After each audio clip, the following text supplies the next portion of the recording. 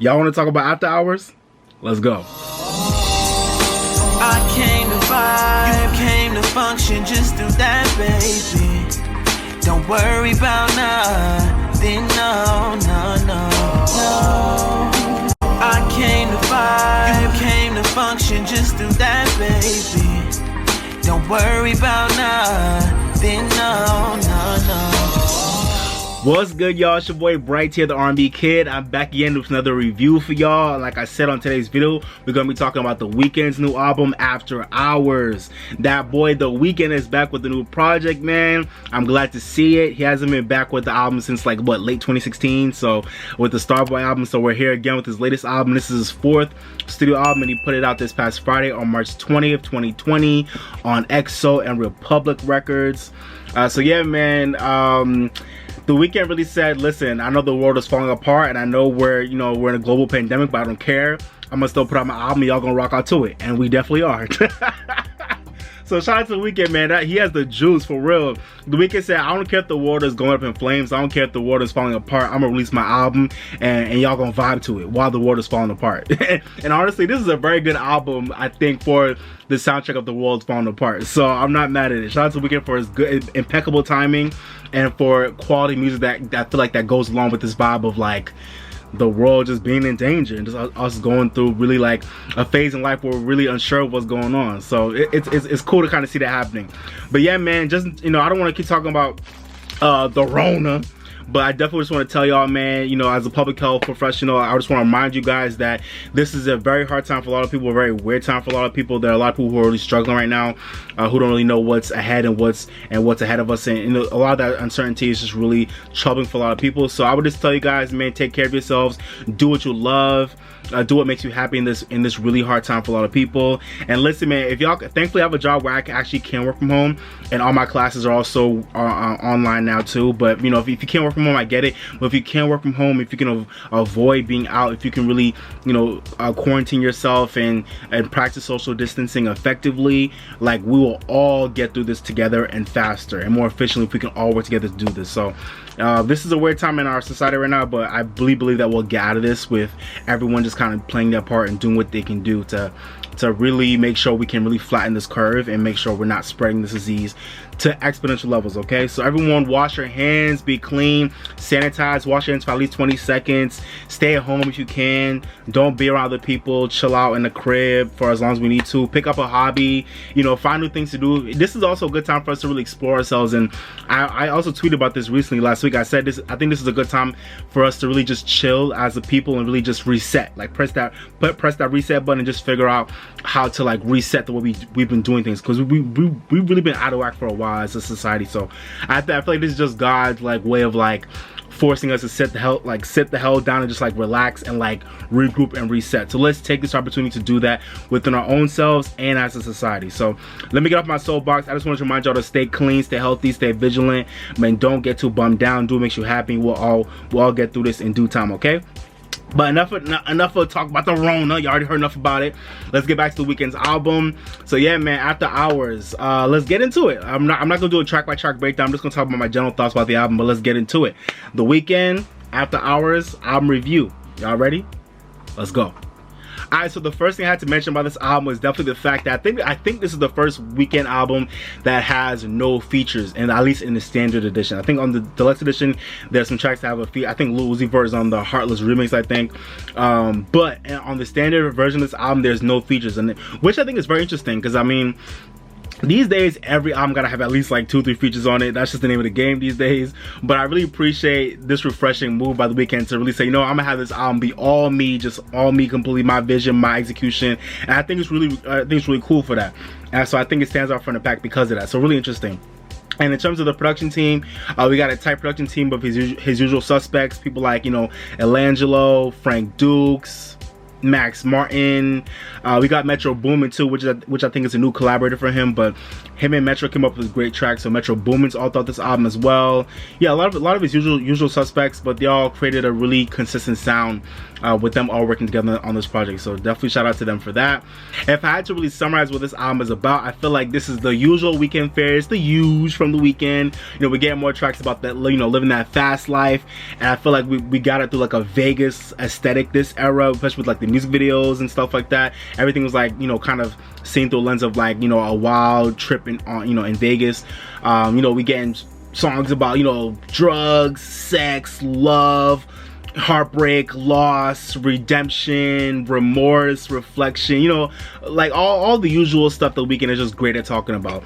All that stuff that we all feel, but he like finds a really poetic and really like deeply artistic way to express it. You know, all the bullshit that we go through in love, and us, you know, going, you know, having fun in our crazy nights on the town, like, you know. So I feel like this is just another album that of the Weeknd being in this bag with these types of themes. So, you know, it's more the Weeknd, more the usual Weeknd fare, and which is not a bad thing. Something else I had to mention about this album is that I feel like it really was, it really involved the Weeknd going into a lot of deep shit. I mean, and he always does on every album, but on this album, he really went into a lot of dark shit on this record, and it all feels so like very cerebral. And but it still feels accessible and understandable at the same time. Like, you feel, I'm not gonna say like you empathize with him, but like, you know, the Weeknd really, you know, he really constructs these songs and these concepts in ways that he's getting a lot of that dark shit out, he's expressing it, but you don't ever feel like you want to judge him. You don't ever feel like, you just feel like you can relate to what he's saying. You feel like you can understand his story, and it really illustrates a lot of stuff in a really artistic and dope way, even though a lot of stuff can get really dark, you know. And speaking of tracks that really brought a lot of dark stuff, the Snowchild was one too, and also Faith. I think Faith was an interesting track. You know, talking about a lot of dark shit, but you know, he does it all in his own way, in that Weeknd way, and it just works, you know. So I can't be mad at it. You know, the Weeknd just knows what he's doing in the way that he does it, and it always works every time. Even when the shit gets dark, it just works in that Weeknd way. So I appreciate it. Another thing I can definitely appreciate about this album is the fact that I feel like it's really giving us modern day Thriller vibes. I'm not saying this album is on par with Thriller, I'm definitely not saying that, but I feel like this album is kind of giving us some modern day Thriller vibes, not only in terms of like its like consistency and completeness of sound throughout the whole project, but also with also like its aesthetic and its impact on culture. I feel like this album will be very impactful for this current generation. It has such a consistent like aesthetic to it, a consistent theme and vibe that was really constructed well throughout this whole project, and you could tell it came together very well. So I just appreciate the Weeknd really giving us like an album where you don't really need to, I mean, you might not like some tracks, but you don't need to really skip any tracks on purpose, and every track relates to the next and it jumps to the next very well, and it's all connected, and it all has, you know, it was a tight production team, so everything sounds similar, but things are still differentiated somewhat. So I think he gotta give us like a modern, and also like with the dark, you know, horrific, like, you know, vampire-esque theme that's going on with the videos and with the whole like artistic treatment of this album era. It really does give me like a modern day Thriller, which I appreciate. Yeah, I don't know if he was going for that, but I feel like I mean, the Weeknd and Michael Jackson have always been compared because of their voices, and it's because they're both like, you know, pop R&B, like, you know, conglomerates. But I think this is the closest that the Weeknd has ever gotten to that type of style back in the day when an artist would put out an album. It had like a complete vision, and they stuck to it, and it was really pronounced throughout the whole project. So I feel like this is the closest the Weeknd has ever come to that.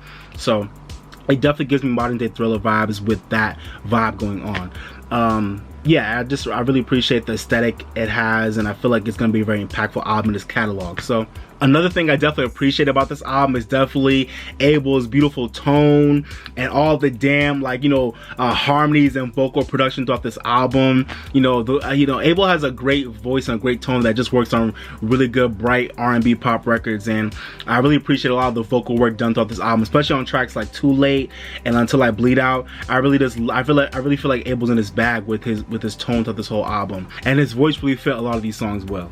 Another specific thing I really liked about the album was a lot of the dope transitions on the project between tracks, not only sonically but also with subject matter, especially like that sequence between tracks 4 through 7, like that sequence of Scared to Live, Snowchild, Escape from LA, and Heartless. Like that sequence right there was just really dope. Like every track bled into the next beautifully, and also like conceptually, like every track made sense going into the next. So I really appreciated that sequence right there in particular. But this whole album was just sequenced very well with amazing transitions, sonically, and like I said, with subject matter as well. everything fit. All right, now let me give you some quick thoughts I had about some of the tracks. The production on the intro track Alone Again was so big and cinematic and beautiful, probably some of my favorite on the album. And with the song having those haunting ass lyrics, it was just so hypnotic. It was a really hypnotic, really dope experience. So shout out to Alone Again. I think Scared to Live has potential to be a future classic anthem for this generation, and for like classic movies and shit like that, you know. I love the emotion and the soaring vocal on it, and I really feel like it'll be a cool future single. So on the track Snowchild, I really appreciated the rawness and the realness of him really remembering and thinking back to darker times and struggles in his past, while also reflecting on the journey that he's had ever since. So it was a really cool track, definitely a highlight for me. So the second half of Escape from LA was definitely interesting. It was quite interesting. He basically shaded all of LA and all of the basic women that reside there right now. So I listened to that track and I was just like, damn, The Weeknd, you have to go in like that. Blinding Lights is one of those rare songs that for some reason just seems to get better every time you hear it. I swear to God, man, I don't know what it is. That track, when I first heard it, I was like, oh yeah, this is cool. But every time I hear Blinding Lights more and more, I'm like, and I say, ooh, I'm blinded by the light. I swear, every time I hear that song, I feel like I'm in a damn music video. I swear to God. I'll be getting my bag every time I hear this song. It just gets better with more listens. So Blinding Lights was definitely an instant highlight. Definitely one of the focal points of the album. And it just gets better every time I hear it. It's a great track. So the track In Your Eyes is such a funky and groovy track that has a throwback feel to it, but it still feels like a new classic for us, you know. And I feel like it's so well written and has a great message behind it too. And can we talk about that sax solo at the end? Whoo, bruh. Alright y'all, I can't even front. Repeat After Me, the interlude, that track is so problematic.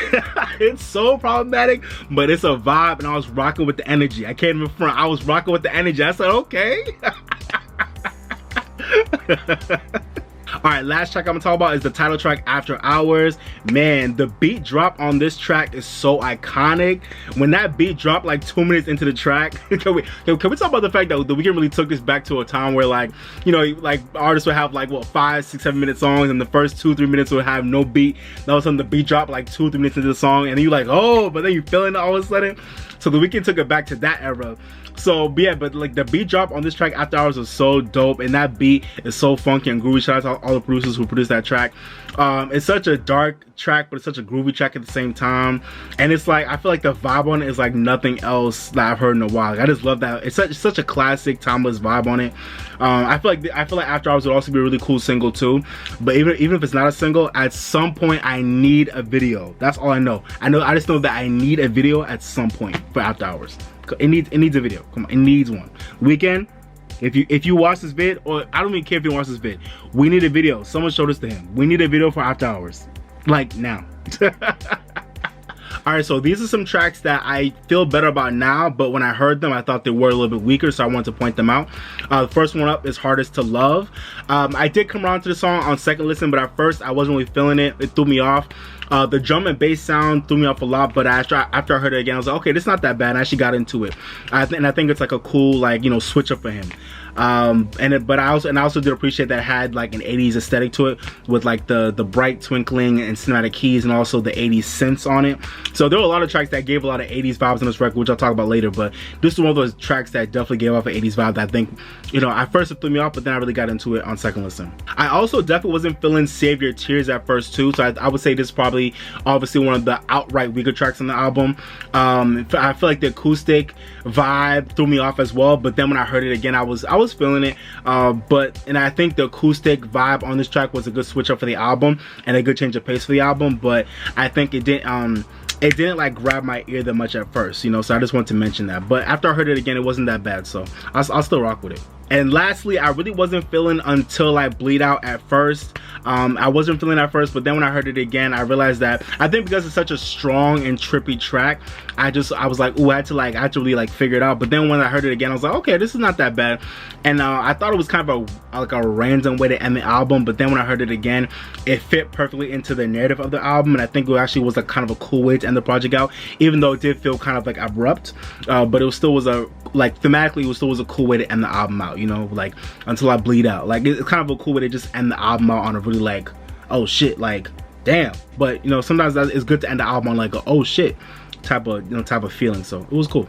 All right, y'all, so my biggest critique of the album, and I think a lot of people can feel this, is just the fact that I feel like the album definitely could have used at least like 2 more like undeniable smashes, or like just at least memorable songs that were brighter in nature and that just stood out from the pack more, like a Blinding Lights. I feel like the album definitely needed at least like 2 more tracks like that, especially towards the beginning of the album, because I feel like a lot of these songs did tend to blend into each other too much and really did sound and feel too similar, to the point where I think that could have like tuned a lot of people out. And I could totally see somebody saying that they tuned out of like the weaker tracks on the album because of this. So I definitely wanted to mention that. To me, that was what really brought this album down more than anything, was just the fact that I feel like even though it was very consistent and complete, I feel like him and his team could have done a better job of creating more variation in sound and style with the tracks. Every track felt like a cousin to another track, and it wasn't necessarily a bad thing on this project, but I definitely feel like with the time Weeknd had and with the resources he had, I feel like he could have at least produced like 1 or 2 more tracks that were like Blinding Lights, that just felt like undeniable hits that like you didn't have to like kind of like, I don't know, like that would have stood out. And if from you hearing the album from head to bottom, would have stood out more from the pack. Like me just hearing this album right now at this point, it's hard for me to remember how every track sounds without hearing it. But like I can easily figure out how Blinding Light sounds because it just stands out. Heartless, I mean, maybe because they've been singles, so I've had more time with them, but still I just feel like Blinding Lights is a good example of tracks that I feel like just sonically stands out and I remember it more. So I feel like the Weeknd needed more tracks like that on this album. But this album is still gonna do well regardless. It's still gonna have plenty of singles. I know In Your Eyes is probably lined up to be the next single, so I know he'll have plenty of success with this album, but I feel like critically as a body of work, I feel like it was missing like 2 more tracks that just were like memorable, big songs with really dope melodies that were really accessible and that weren't as dark, you know? I feel like he needed like 2 more tracks like that. That's what I feel like this album needed. But other than that, I didn't really have any other major critiques for this album, so I'll shout out to The Weeknd for that. So all in all, y'all, I think After Hours was a really solid project. Definitely wasn't, I wouldn't say this album is a masterpiece, but it's close to being one. I think overall, I think Abel and his team really did a great job of coming up with and really sticking to a consistent theme and an aesthetic that gives off like a very like, you know, late night up to no good type feel, you know, like you're watching a horror movie that's tragic but also beautiful at the same time, you know. So I think he really gave off a lot of those vibes, and he also gave us you know, some 80s feel to it too. He injected a lot of like 80s sounds and synths and bright 80s twinkling keys into this album that really gave it an 80s vibe, which I think really helped this album feel really classic. And but it also was like updated to his own style and his own sound with his unique like hip-hop and alternative edges too. It's a very straight R&B pop album, but it also has really dope hip-hop and alternative edges that make it very much so The Weeknd, you know. So I definitely appreciate that. I still think it helped that you know, that The Weeknd really created a tight production team that really helped him create a story and a narrative from scratch, which was really, I think, executed well with the sequencing of the album, as we know. So that really helped as well. And I really have been seeing that he's really been keeping all of his visuals consistent, like all of his visuals, all of the artwork, like all the videos, all of the promo, it's all been very consistent.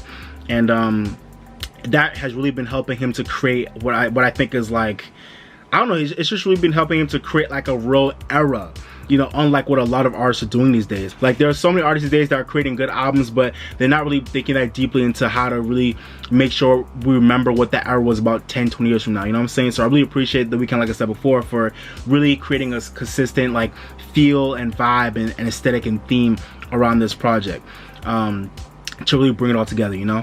And maybe that did, and maybe a product of that was having a lot of the songs sound too similar, but I still think there was enough variation on this album for the typical fan to be satisfied, and for even for you know, for its fans who have high standards, I still think they have plenty on this album to pick from and to enjoy. There's plenty of gems for them to enjoy, even if you were disappointed by a lack of variation sonically on the album. And even if you were disappointed by a lack of sonic variation, there definitely was a lot to pick from conceptually from the album as well. So, you know, there's that. So all in all, I think this is a solid project. If I had to give y'all my favorite tracks, I would probably say my favorite tracks are Too Late, Scared to Live, that track is great, Snowchild, Blinding Lights, hell yeah, In Your Eyes, and After Hours. Those 6 probably my favorite tracks off the album. But all in all, this is a solid project, y'all. For my rating, I thought about it for a while. I don't think I would give this album a 4.5. I think that's a little bit too high, but it's definitely nothing less than a 4. I think anything less than a 4 wouldn't be right. So I'm gonna give this album a 4 out of 5. I think that's a fair rating, but let me know what y'all think about it and what y'all would give it down below. Alright, y'all, so I don't know where this Weeknd album stands in his catalog as a whole. I don't know if this is better than Beauty Behind the Madness. I don't know yet. I think we need more time for that, but this is definitely I think one of his most well put together projects, I would say so. And I like that it wasn't as bloated as Starboy. I don't think it was as forward thinking as Beauty Behind the Madness, but I definitely like that it wasn't as bloated as Starboy, and I definitely think it was better, way better than Kissland. So I think this is up there, but we gotta let time wait and see. But yeah, man, so that was my review for the Weeknd's new album After Hours. I hope you enjoyed it. I already told y'all what I think about the album, but now let me know what y'all think about the album. What were your favorite tracks? What were your least favorite tracks? Let me know what you thought about the album in general. Did you think it was amazing? Did you think it was trash? Did you think it was alright? Like, let me know your thoughts about the album down below. Let me know what y'all thinking. Let me know how y'all feel about it, and I'll talk to y'all in the comments, okay? Appreciate y'all. If you haven't already, don't forget to like, share, and subscribe as well, okay? Thank you. Alright, y'all, but I'm about to be out. Like I always say, guys, live your best life, drink more water, stay woke, and if you're mad or sad, go listen to your favorite song, make it feel better, okay? Go listen to your favorite song. And please, y'all, like I already said before, please stay safe and healthy out here with that Rona. That Rona is not playing with y'all. Stop playing with her. Alright, y'all, about to be out. Thank you for watching, guys. I appreciate it. This has been your boy Bright, the R&B Kid. Thanks for watching. But for now, I'm signing off, baby. Bye, y'all. Peace.